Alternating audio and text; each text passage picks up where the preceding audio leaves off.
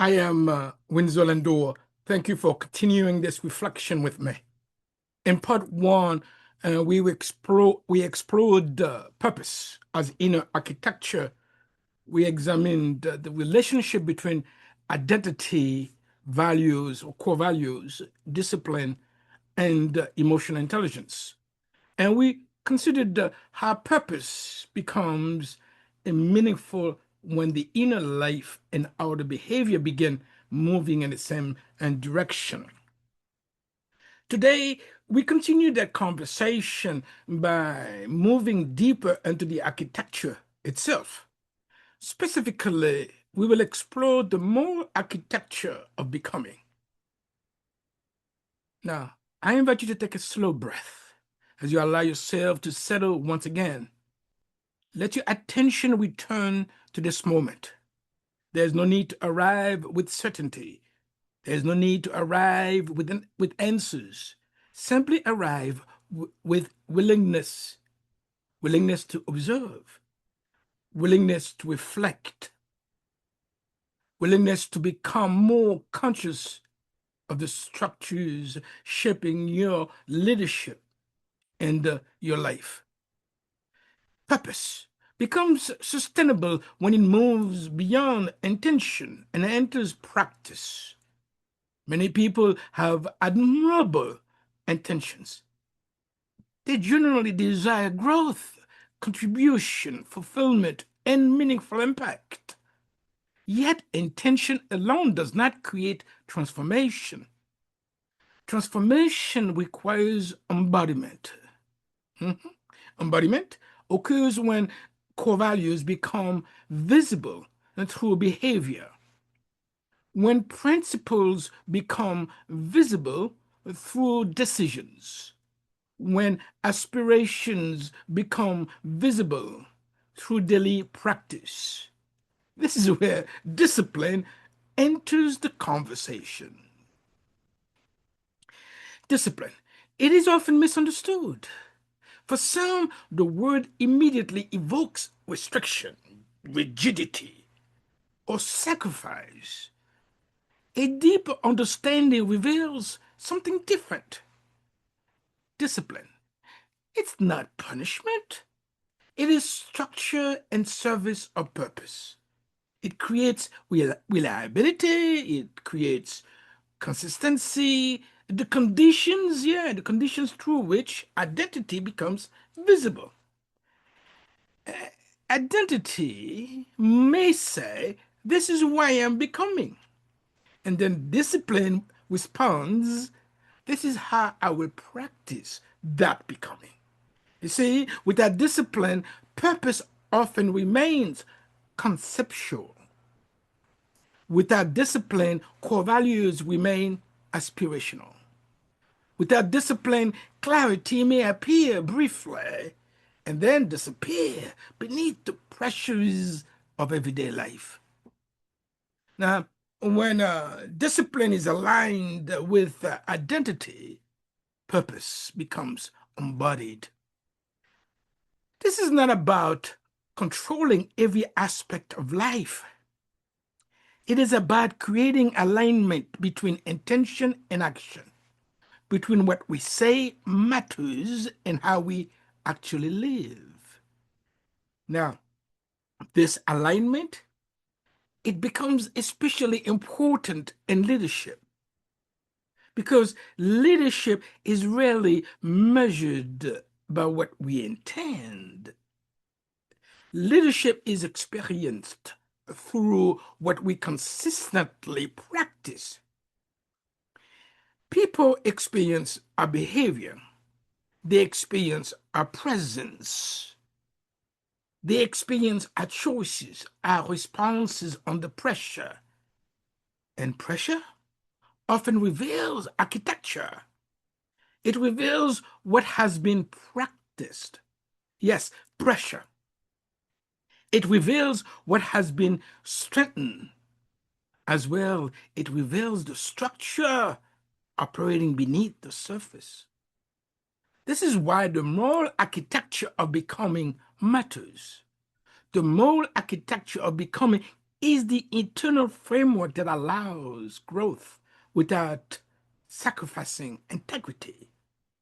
It is the architecture of truth, the architecture of responsibility, of self respect, of core values practiced when circumstances become difficult. Many conversations, excuse me, about growth focus primarily on achievement. Achievement has value. It can create opportunity. It can expand influence, as well improve conditions. However, achievement alone does not answer one of the most important questions a leader can ask.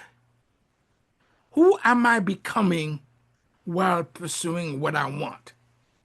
See, that question changes everything because becoming is not only about outcomes, becoming is about character.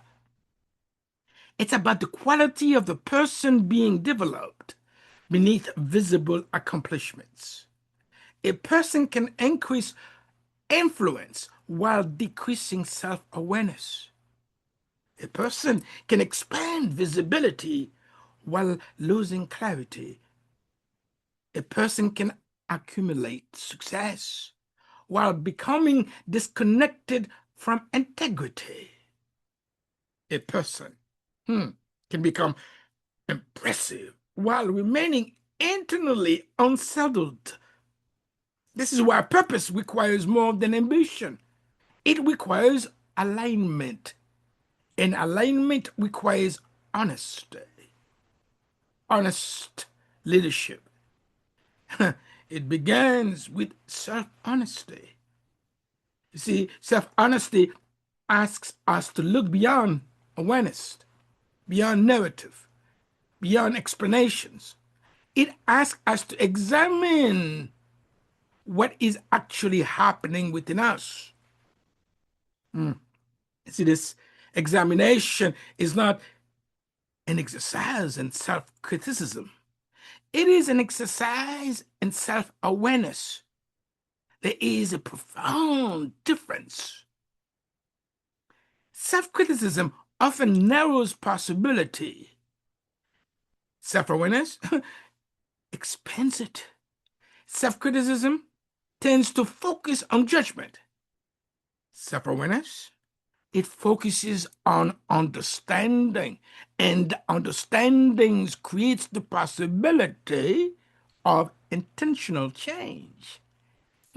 See, at various points in life, each of us encounters moments when truth becomes uncomfortable, moments when familiar patterns no longer serves us, moments when growth requires us to release an identity, belief, habit, or assumption that once felt necessary. These moments often require emotional courage, not dramatic courage, not public courage, quiet courage. Yes, the courage to acknowledge what is true, the courage to examine what is influencing behavior. Yes, the courage to ask whether an old pattern is still serving the future we hope to create. Many leadership challenges are not primarily strategic, they are internal, involve fear, they involve uncertainty.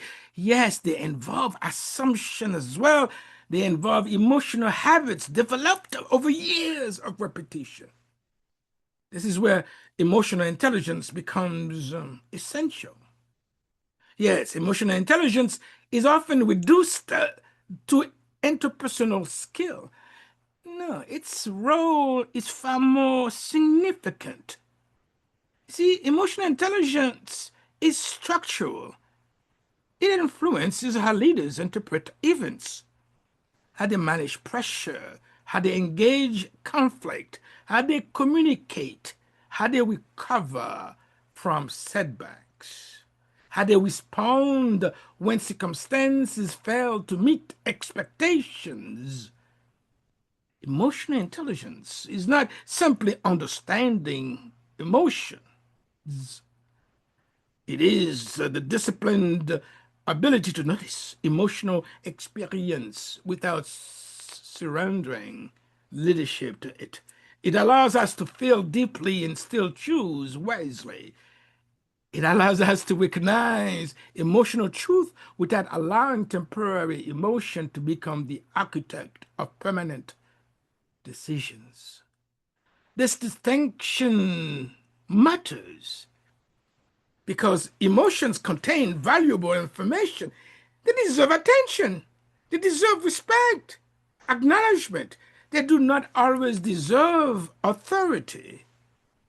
Leadership requires the capacity to recognize what we feel while remaining connected to what we value. That capacity creates stability. Yes, it creates maturity. It creates space between stimulus and response. And that space is extraordinarily important. Within that space, leadership becomes possible. Without that space, reaction often takes control. Reaction is not always dramatic. It can be subtle. It may appear as avoidance, though. It may appear as overworking. Reaction may appear as people pleasing. It may appear as unnecessary urgency. It may also appear as withdrawal. Yes, reaction may appear as silence when truth needs a voice. Reaction may appear as control when trust will create a better outcome. These responses often operate beneath awareness. Eternal governments brings them into awareness. Yes, internal governance is the leadership system through which we guide thoughts, feelings, emotions, decisions, and behaviors with integrity. It is one of the most important dimensions of self-leadership. With that eternal governance, emotions frequently dictate direction. Pressure dictates priority. Circumstances dictate behavior. Now, with internal governance, choice becomes available, and choice creates freedom. Internal governance creates a pause that allows us to ask, what is happening within my right now? What truth requires acknowledgement? What response will reflect the leader I am becoming? You see, those questions strengthen leadership from within. They strengthen reliability. They strengthen consistency. They strengthen coherence. And coherence remains one of the defining qualities of sustainable leadership. Coherence does not require perfection, no. It does not require emotional suppression. It does not require rigid control, no. Coherence, it simply means that core values, decisions, emotions, feelings, and behaviors are learning to work together. When coherence strengthens, resilience strengthens as well. Resilience is often defined as the ability to endure hardship. See, there's a wisdom in that definition. There's also another dimension worth considering. Now, resilience is the capacity to remain connecting to purpose, core values, and wise action while moving through hardship. A resilient leader is not someone who avoids difficulty. No, a resilient leader possesses sufficient inner structure to navigate difficulty without becoming governed by it. Pressure may be present, complexity may be present, uncertainty may be present. The leader remains connected to purpose, connected to core values, connected to thoughtful action. Yes, this is the work of becoming. Not becoming perfect, not at all. Not becoming invulnerable. It's becoming more integrated, more aware, more intentional, more capable of aligning inner life with outward leadership. Before we conclude today's reflection, I invite you to sit with two questions. Allow them to continue working within you long after this conversation ends today. So, the first question, reflect on it. Where in my life am I being invited to practice greater self honesty so that growth can occur without compromising integrity? Now, with the next question, what emotional pattern, assumption, or habitual response may no longer support the leader I am becoming? With these two questions in mind, I invite you to take a slow breath.